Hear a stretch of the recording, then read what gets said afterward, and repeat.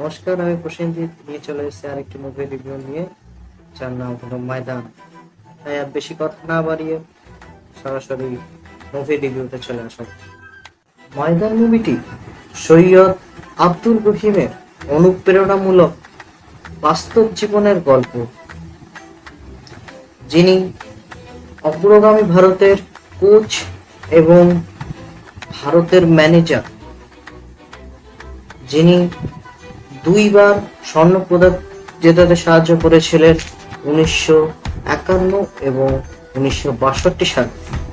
সৈয়দ আব্দুল রহিম, যিনি তরুণ দলকে নিয়ে ইন্দোনেশিয়া এবং সাউথ কোরিয়ার মতো শক্তিশালী এশীয় দেশের সঙ্গে ফুটবলে লড়াইয়ে জেতাতে সাহায্য করেছিলেন। তিনি বিভিন্ন জায়গা থেকে বিভিন্ন ধর্মের প্লেয়ারকে এনেছিলেন এবং টিম ইন্ডিয়াতে জায়গা করে দিয়েছিলেন এবং 1951 এবং 1962-তে এশিয়ান গেম জিততে সফল হয়েছিলেন। বিভিন্ন ধর্মের যুব খেলোয়াড়দের ইন্ডিয়াতে চান্স করে দেওয়ার জন্য ফুটবল ফেডারেশনে কোচ সৈয়দ আব্দুল রহিম এবং তার প্রধান শত্রুর মধ্যে এই বিষয়টা কাটা হয়ে দাঁড়িয়েছিল।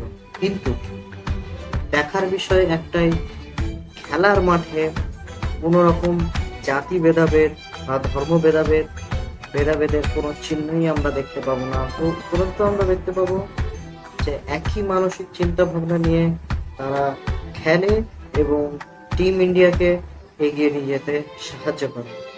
3 ঘন্টা মুভিটা দেখতে আপনাদের একটু বোরিং লাগবে না, কারণ বিভিন্ন জায়গা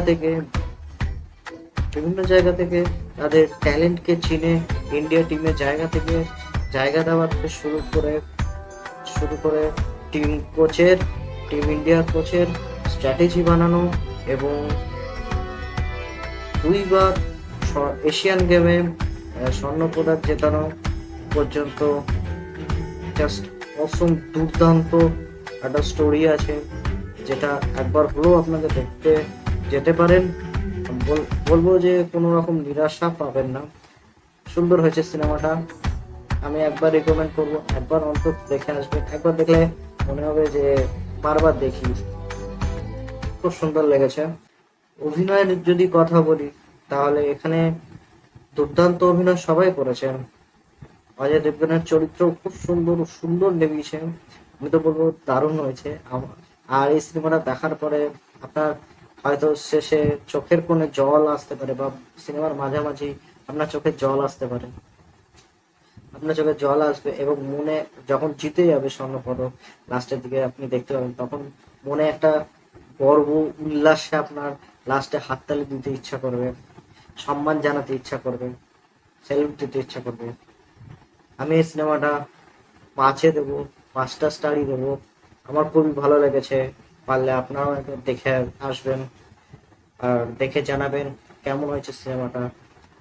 আশা করি রিভিউটা ভালো লাগবে। যদি ভালো লাগে লাইক করবেন, শেয়ার করবেন, সাবস্ক্রাইব করবেন। আমি আবারও নিয়ে চলে আসবো নতুন একটা সিনেমা রিভিউ নিয়ে।